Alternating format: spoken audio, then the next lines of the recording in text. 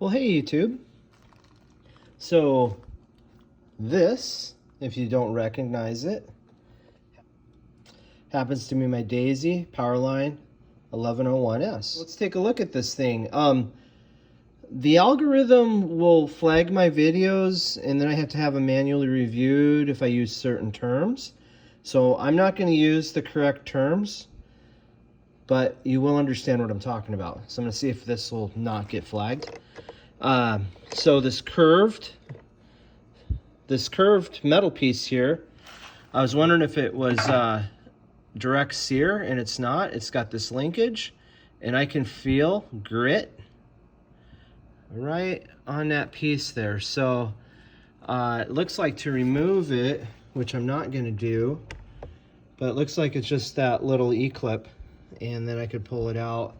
And I was kind of doing some reading, and it sounds like guys will try to smooth it, but I'm gonna try putting some I'm gonna put a little bit of the Moly grease on it and see if that smooths it up, because this is my biggest complaint about this air gun is this curvy piece, and it's very, very stiff.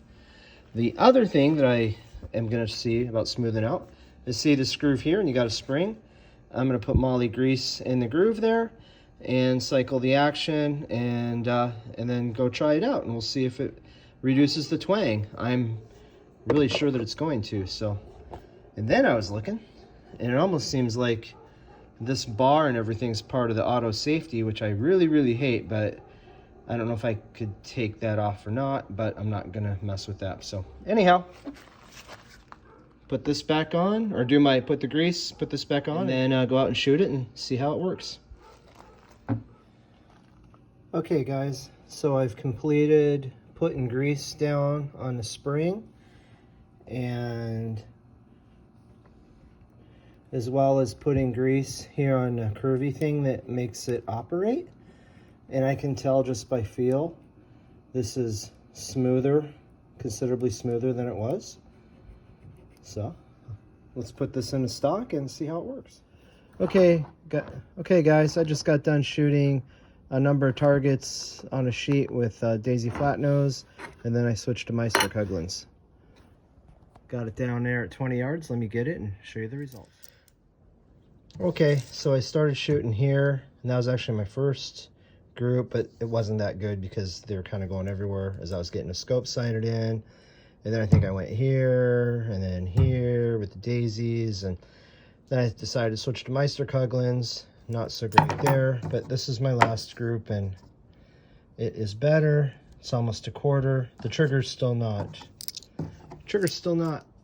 as smooth as I like it, but the actual firing cycle has smoothed out some. It's still noticeable, but it has smoothed out, and the cocking effort smoothed out. So I consider that an improvement, considering it. What I paid, $14 or $15 for the grease, and I showed you what I did. Totally worth it. So I'm gonna set some cans up and see how I can do shooting offhand, and I'll switch to the bench if I'm not doing well. I'm gonna put the cans out at 35 yards with the settings I have now for 20 and see how flat this thing shoots. All right, let's see how this works. Got it, the can set up at 20 yards. I'm gonna use in the Meister-Kuglins the or the 8.2 grains. I've not even tried this. I don't know if it's gonna work or not. I'm not changing the scope setting. Let's see how it goes.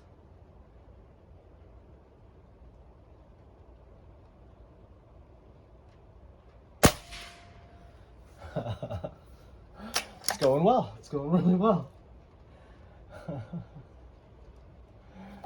If I can't hit after 2 more shots, I'll put it on the bag, because I don't actually know where it's elevation wise. It might, I don't think it would change much.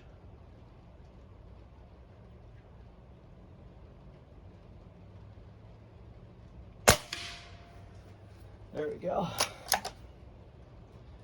I think we're fine elevation wise.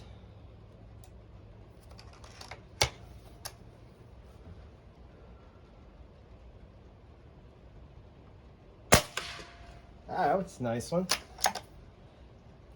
I think I need to shim the trigger a little bit because it falls in this nice little pocket. I guess you call it sets, and then it'll go.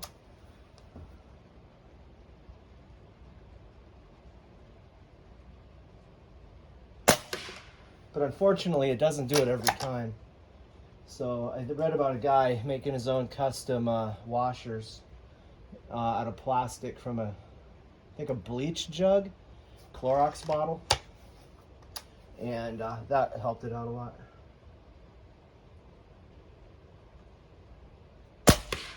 See that one? It felt right into that little pocket, and even though it's still a stiff pull, it feels.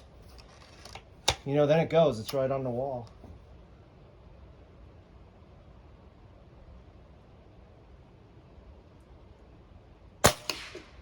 But not every time. It didn't do it that time. Let's see if I can get that last guy to fall over, just to make a nice clean table or sawhorse.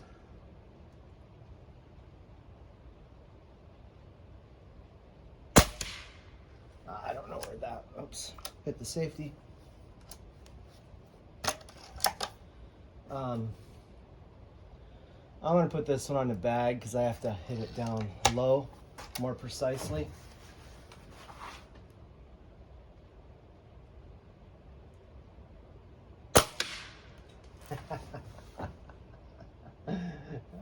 Pretty good.